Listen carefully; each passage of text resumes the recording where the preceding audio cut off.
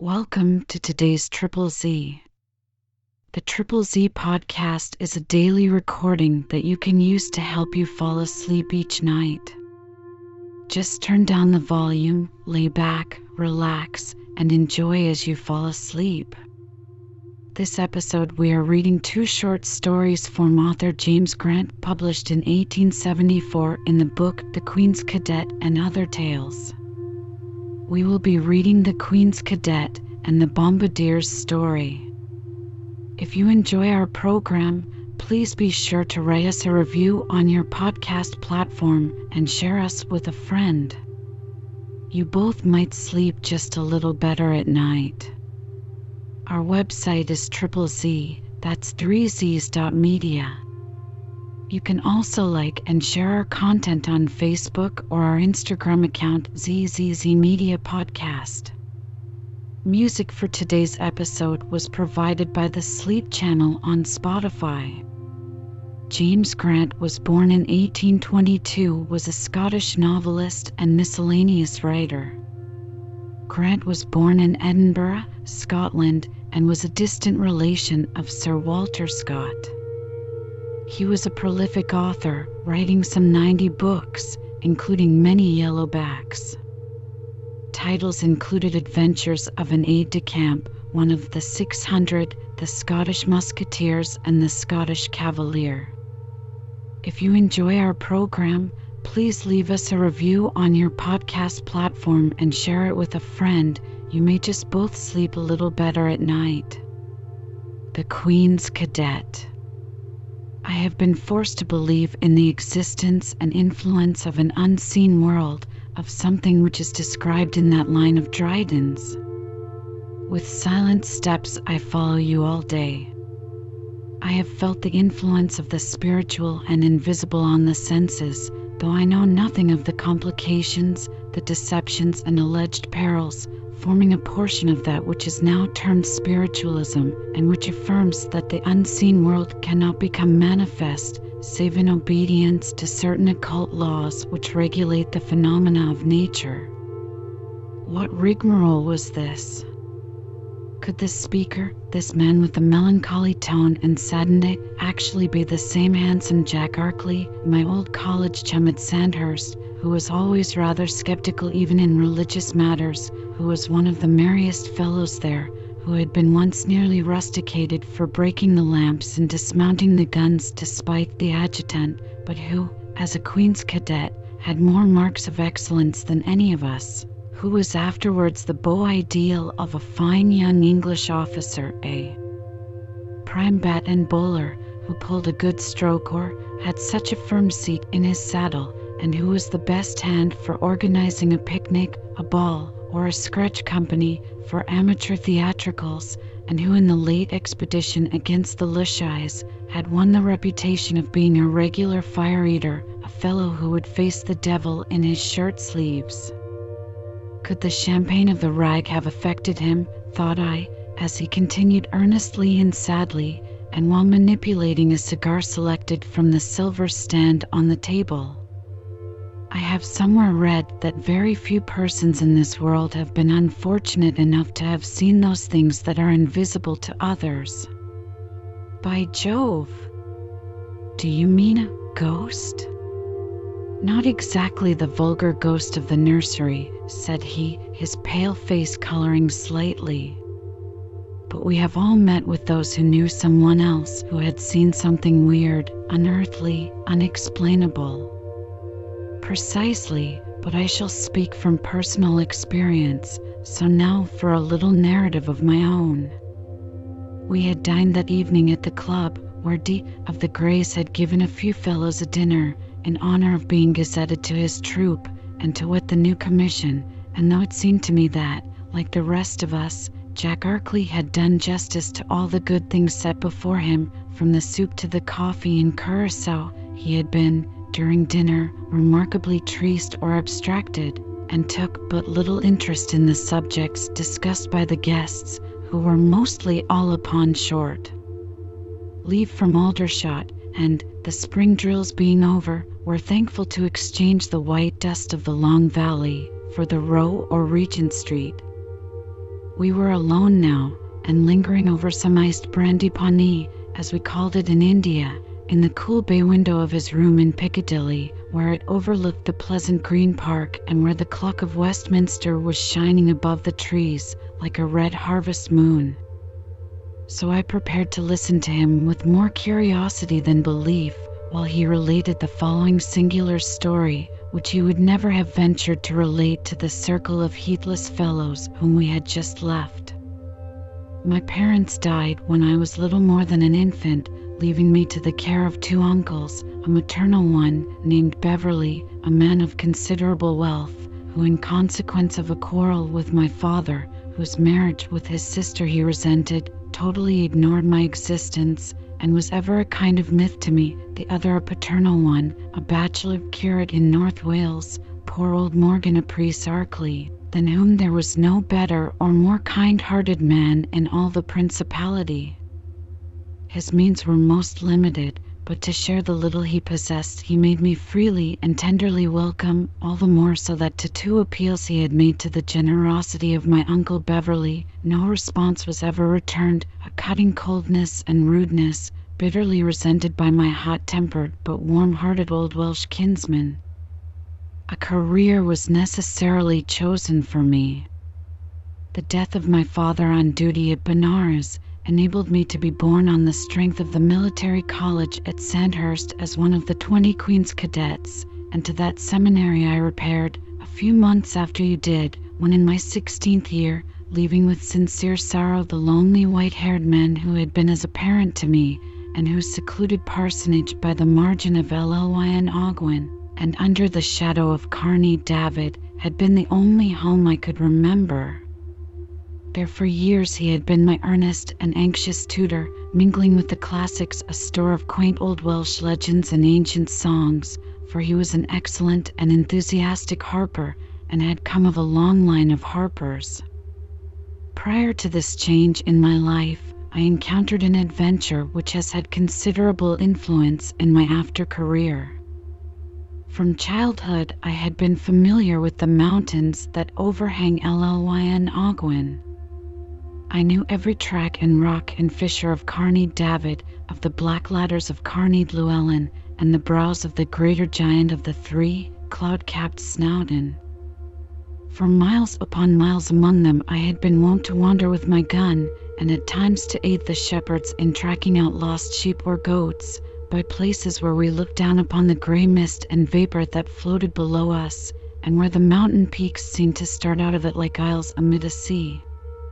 In the heart of such solitudes as these I found food for much reflective thought, and was wont to give full swing to my boyish fancies.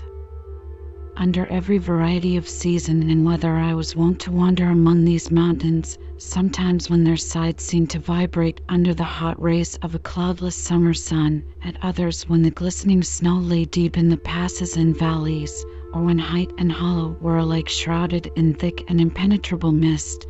But my favourite spot was ever Llyn Idwal, the wildest and most savage of all our Welsh lakes. It fills the crater of an ancient volcano, and is the traditional scene of the murder of Idwal, a prince of Wales, who was flung over its precipice, a place which for gloomy grandeur has no equal, as the bare rocks that start out of it, sheer as a wall, darkened by their shadows its depth to the most intense blackness, and the peasants aver that no fish can swim in it, and no bird fly over it and live.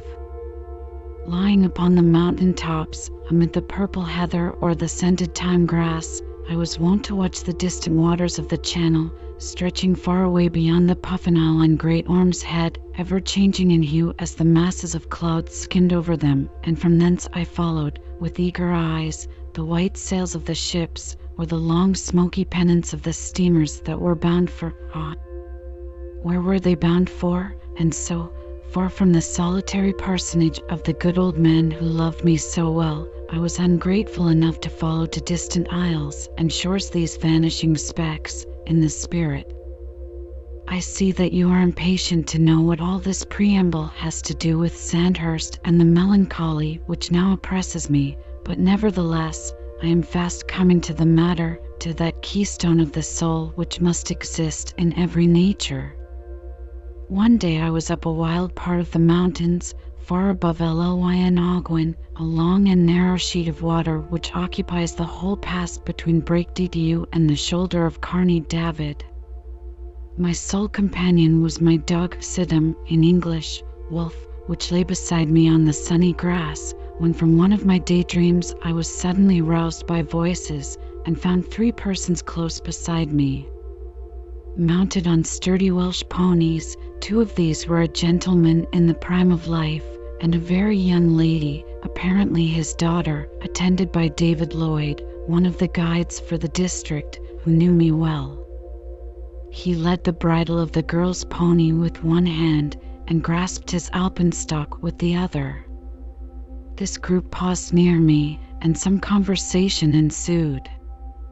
Lloyd had evidently mistaken the path, and was loath to admit the fact, or to suggest that they should retrace their steps, and yet he knew enough of the mountains to be well aware that to advance would be to court danger.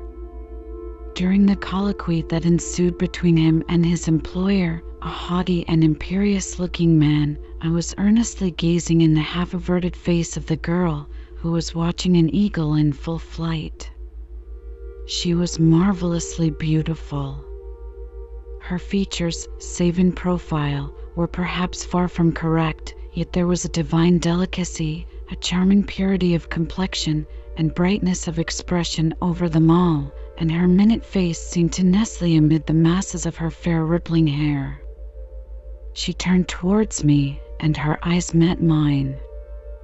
They were dark violet blue, and shaded by brown lashes, so long that they imparted much of softness to their dove-like expression, and she smiled, for no doubt the little maid saw that there was something of unequivocal admiration to be read in my ardent gaze, and so absorbed was I, that, for a few seconds, I was not aware that the guide was addressing me, and inquiring how far the path was traversable in this particular direction. Ere I could reply, "How should this mere lad know, if you don't?" asked the male tourist, haughtily and sharply. "Few here can know better, sir," replied Lloyd. "I have seen him climb where the eagles alone can go." "Shall we proceed, then?" he asked me, sharply. "I think not, sir," said I. "Molehebog was covered with mist this morning, and—" "But Molehebog is clear enough now," said David Lloyd, with irritation, the mountain so named being deemed an unerring barometer as regards the chances of mist upon its greater brethren, "so I think we may proceed," he added, touching his hat to his employer. "I don't require, sir, to be taught my trade by a mere lad, a gentleman though you be, Master Arkley." "Arkley," repeated the stranger, starting and eyeing me keenly, and yet with a lowering expression of face.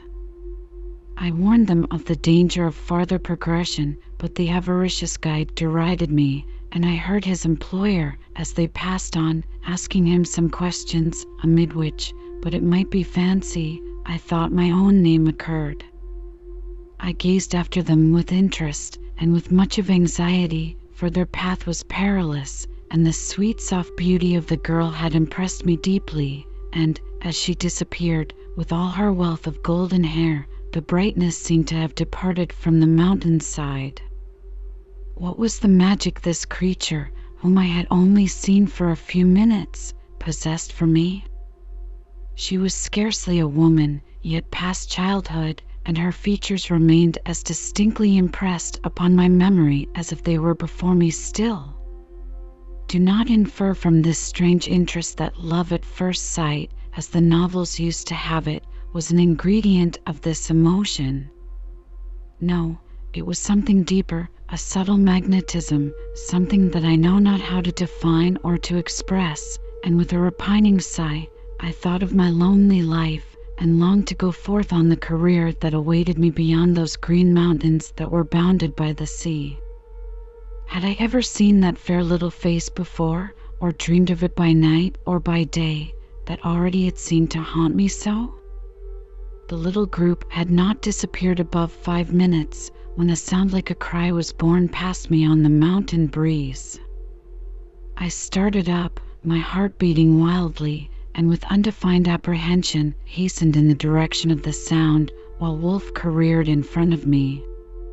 There now came the sound of hoofs, and with bridle trailing, saddle reversed, and nostrils distended, the pony on which I had so recently seen the young girl came tearing over the crest of the hill and galloped madly past me towards Lynidwell. Quicker beat my heart, and my breath came thick and fast. Something dreadful had taken place. True to his instincts as ever was the faithful Gillard of the Welsh tradition, Wolf sped in haste to the edge of what I knew to be a frightful ravine.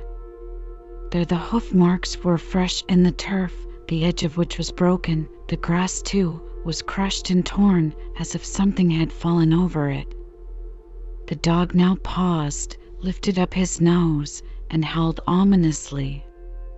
I peered over, and far down below, on a ledge of green turf, but perilously overhanging a chasm in the mountainside, lay that which appeared at first to be a mere bundle of clothes, but which I knew to be the little maiden dead, doubtlessly dead, and a wail of sorrow escaped me. Her father and the guide had disappeared.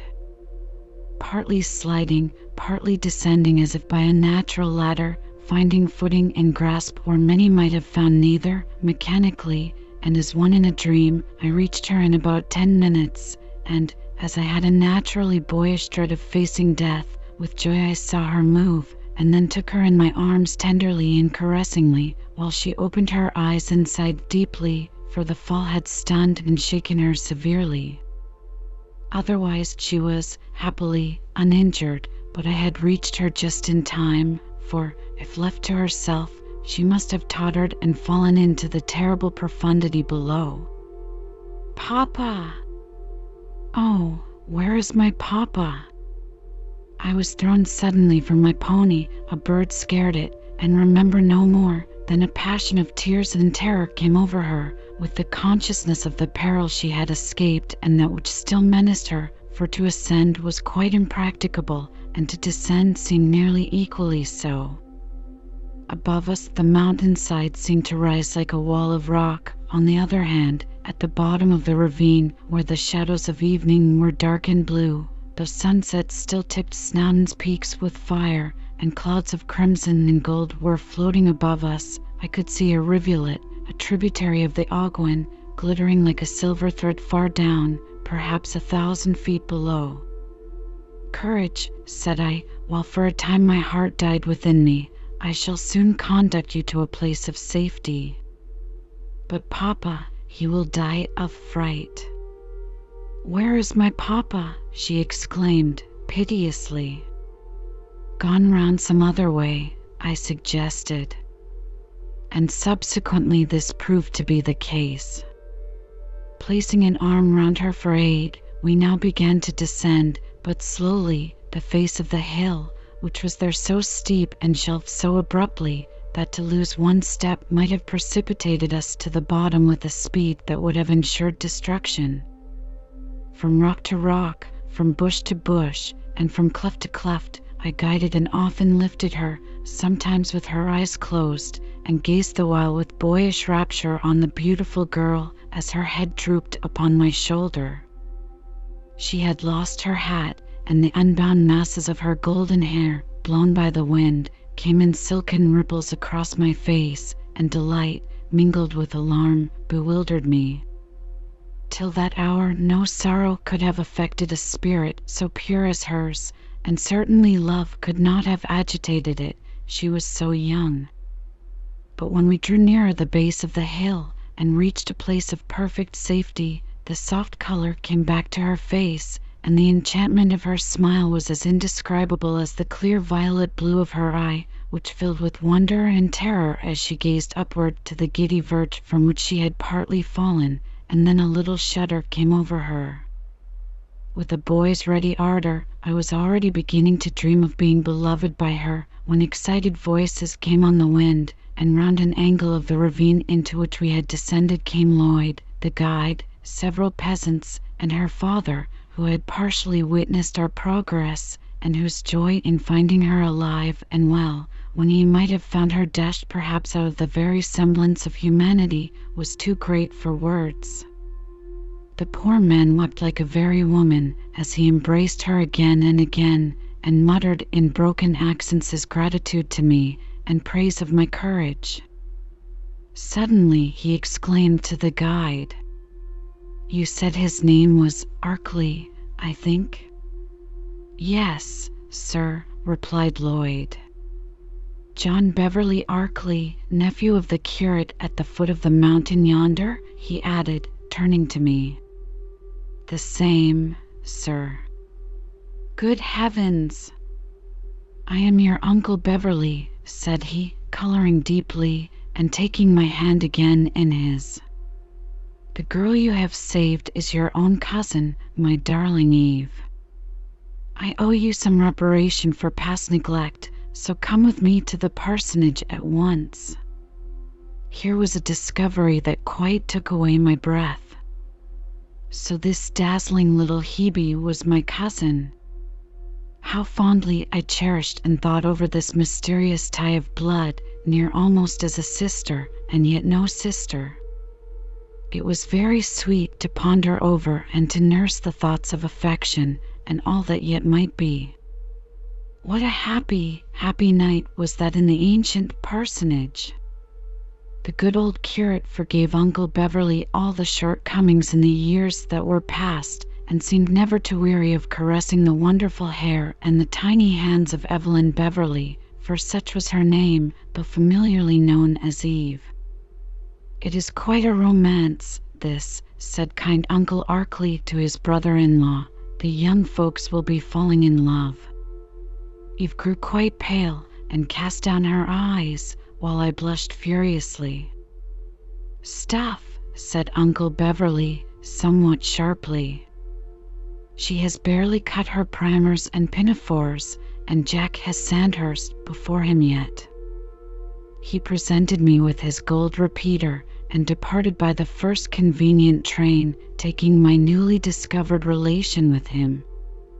I had a warm invitation to visit them for a few weeks before entering at Sandhurst, and, to add to my joy and impatience, I found that Beverly Lodge was in Berkshire and within a mile of the college, and so, but for the presence of the golden gift and the memory of a kind and grateful kiss from a beautiful lip, a kiss that made every nerve thrill, I might have imagined that the whole adventure on the slopes of Carney David was but a dream. Naturally avaricious, cold, and hard in heart, Mr. Beverly had warmed to me for a time, but a time only, yet I revered and almost loved him. He was the only brother of my dead mother, whom I had never known. She, this golden-haired girl, was of her blood, and had her name, so my whole soul clung to her with an amount of youthful ardor, such as I cannot portray to you, for I was always much of an enthusiast, and I was again alone, to indulge in the old tenor of my ways amid the voiceless mountain solitudes.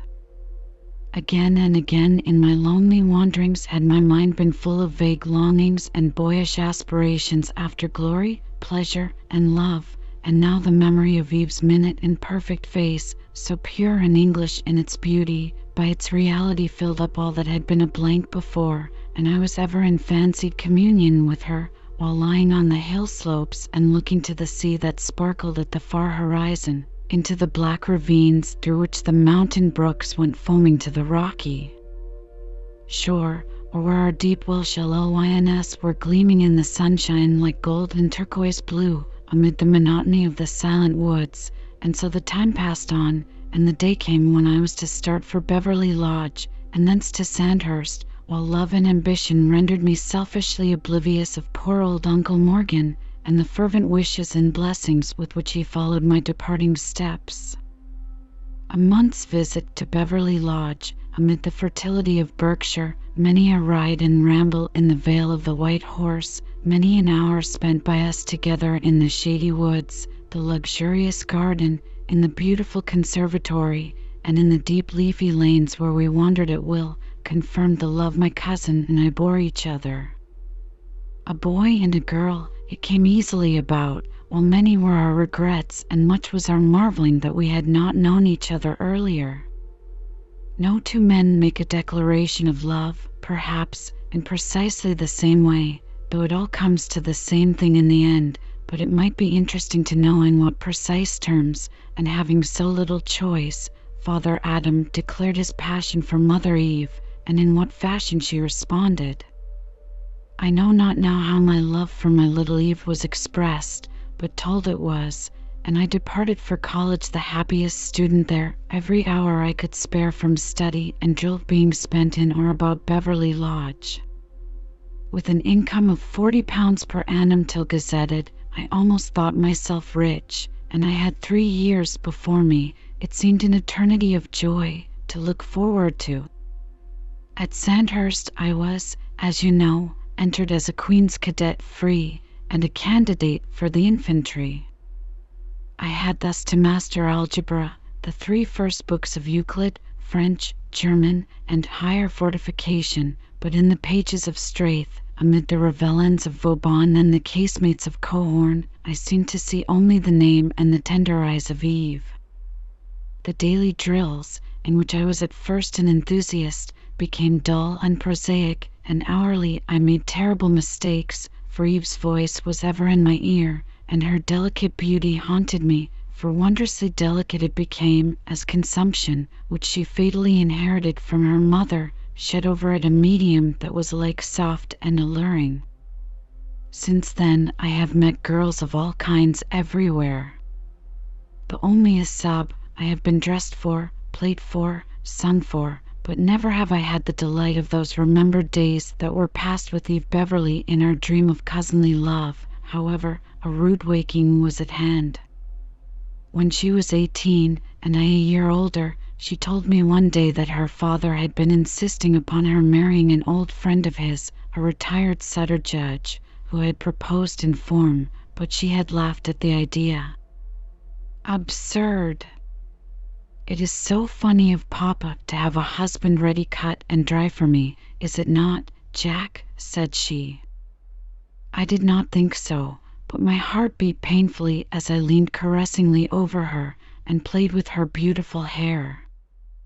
I don't thank him for selecting a husband for me, Jack, dear, she continued, pouting. Do you? Certainly not, Eve. But I must prepare my mind for the awful event, said she, looking up at me with a bright, waggish smile. The time was fast approaching, however, when neither of us could see anything funny in the prospect, for the awful event became alarmingly palpable when one day she met me with tears and threw herself on my breast, saying, "Save me, dearest Jack, save me." From whom? Papa and his odious old Sutter judge, Jack, love. You know that I must marry you, and you only. The devil he does, said a voice, sharply, and there, grim as Ajax, stood Uncle Beverly, with hands clenched and brows knit. My sister married his father, a beggar, with only his pay, and now, minx, you dare to love their son, by heavens, with no pay at all. Leave this house, sir, begone instantly, he added, furiously, to me. I would rather that she had broken her neck on the mountains than treated me to a scene like this. The gates of Beverly Lodge closed behind me, and her dream was over. Half my life seemed to have left me. After 3 years of such delightful intercourse, I could not adopt the conviction that I should never see her again, and in a very unenviable state of mind I entered the college, where you may remember meeting me under the Doric portico, and saying, "What's up, Jack?" But let me congratulate you. On what? I asked sulkily. Your appointment to the Buffs. The Gazette has just come from town. They are stationed at Jubbulpore. And so it proved that the very day I lost her saw me in the service, with India, and a far and final separation before us. Necessity compelled us to prepare for an almost instant departure. Short leave was given me by the Adjutant General, and I had to join the Kandahar transport going with drafts from Chatham for the East on a certain day. Rumors reached me of Eve being seriously ill. She was secluded from me, and there was every chance that I should see her no more. A letter came from her imploring me to meet her for the last time at a spot known to us both, a green lane that led to a churchyard stile, the scene of many a tender tryst and blissful hour, as it was a place where overhanging trees, with the golden apple, the purple damson, and the plum, formed a very bower, and where few or none ever came, save on Sunday, and there we met for the last time. There once again her head lay on my shoulder, my circling arm was round her, and her hot, tremulous hand was clasped in mine. I was shocked by the change I perceived in her. Painful was her pallor to look upon. There were circles dark as her lashes under her sad, melancholy eyes. Her nostrils and lips were unnaturally pink. She had a short, dry cough, and blood appeared more than once upon her handkerchief. Consumption on one hand and parental tyranny on the other were fast doing their fatal work. Her father was pitiless and inexorable, wonderfully, infamously so, as he was so rich that mere money was no object, and as she was his only child, and one so tender and so fragile. His studied system of deliberate worry had wrung a consent from her. She was to marry the old judge, and in more ways than one I felt that too surely I was losing her forever. She could not go out with me. I felt desperate, and in silence folded her again and again to my breast. At last the ting-tong of the old church clock announced the hour when we must part, never to meet again, and the fatal sound struck us like a shock of electricity. "Jack, my dearest," she whispered wildly, "I don't think I shall live very long now. I must die very soon, but the spirit is imperishable, and I shall always be with you, wherever you may be, wherever you may go, hovering near you, I hope, like a guardian angel." Her words struck me as strange and wild. I did not attach much importance to them then, but they have had a strange and terrible significance since. "Would you welcome me?" she asked, with a mournful smile. "Dead or living, shall I welcome you?" I replied, with mournful ardor. "Then kiss me once again, dear Jack, and now we part, in this world, at least." Another wild, passionate embrace, and all was over. In a minute later, I was galloping far from the villa to reach the railway. I saw her beloved face no more, but voice and face and kiss were all with me still. Would a time ever come when I might forgot them? Adverse winds detained us long in the channel, but we cleared it at last, and the last times that came on board announced the marriage of this unhappy girl. 6 months subsequent found me in cantonments at Nimuch, with a small detachment of ours, and an hourly expectation of the mutiny which had broken out at Meerut and Delhi, with such horrors being imitated there, though we had sworn the sepoys to be true to their salt, the Mohammedans on the Quran, the Hindus on the waters of the Ganges, and the other darkies on whatever was most sacred to them, and if they revolted, all Europeans were to seek instant shelter in the fort. It was the night of the June 3rd, one of the loveliest I ever saw in India. The moonlight was radiant as midday, and not a cloud was visible throughout the blue expanse of heaven. I was lying in my bungalow, with sword and revolver beside me, as we could not count upon the events of an hour, for all Hindostan seemed to be going to chaos in blood and outrage. The cantonment gurries had clanged midnight, my eyes were closing heavily, and when just about to sleep, I thought that my name was uttered by someone near me, very softly, very tenderly, and with an accent that thrilled my heart's core. Starting, I looked up, and there, oh, My God, there, in the slanting light of the moon, like a glorified spirit with a brightness all about her, was the figure of Eve Beverly bending over me, with all her golden hair unbound, and a garment like a shroud or robe about her.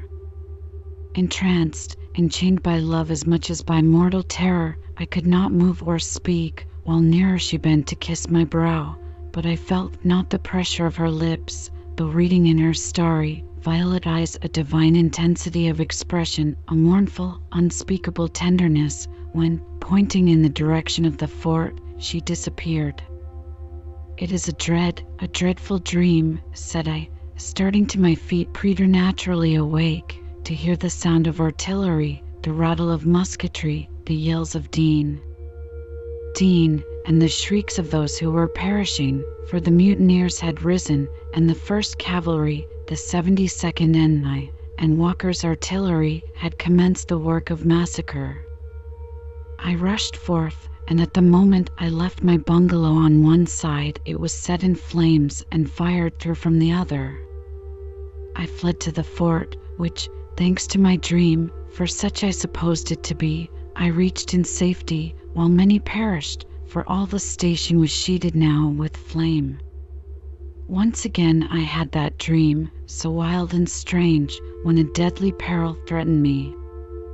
I was hiding in the jungle, alone and in great misery, near Jehasker, a fugitive.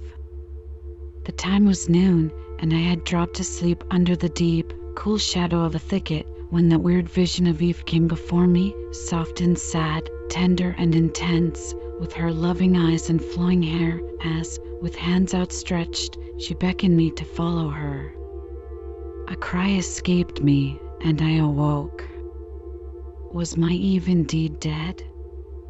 I asked of myself, and was it her intellectual spirit, her pure essence, that imperishable something engendered in us all from a higher source, that followed me as a guardian angel? I remembered her parting words. The idea suggested was sadly sweet and terrible, and so, as a sense of her perpetual presence as a spirit wife hovered at all times about me, controlling all my actions, rendered me unfit for society, till at Calcutta a crisis was put to all this. With some of the 72nd and other Europeans who had escaped from Nemuch, or had distinguished themselves, as the Herkuru had it, I once went to be photographed at the famous studio near the corner of the Strand. I sat, in succession, alone and in a group, after being posed in the usual fashion, with an iron hoop at the nape of my neck.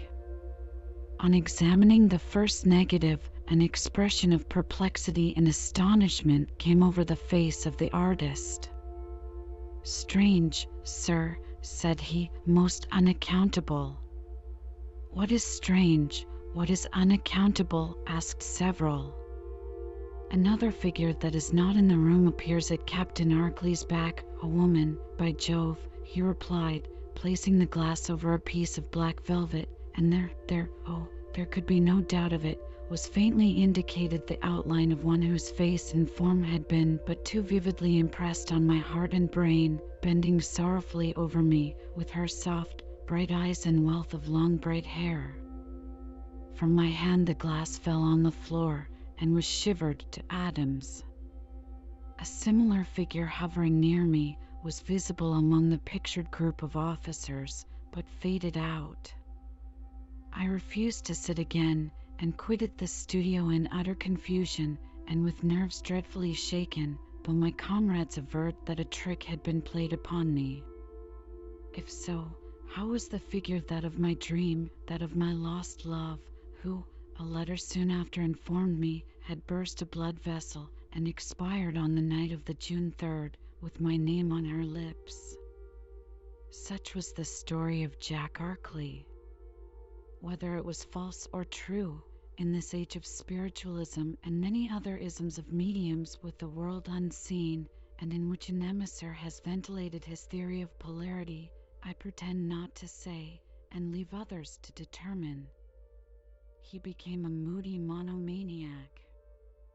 I rejoined my regiment, and from that time never saw my old chum again. The last that I heard of him was that he had quitted the service and died a Passionist father in one of the many new monastic institutions that exist in the great metropolis.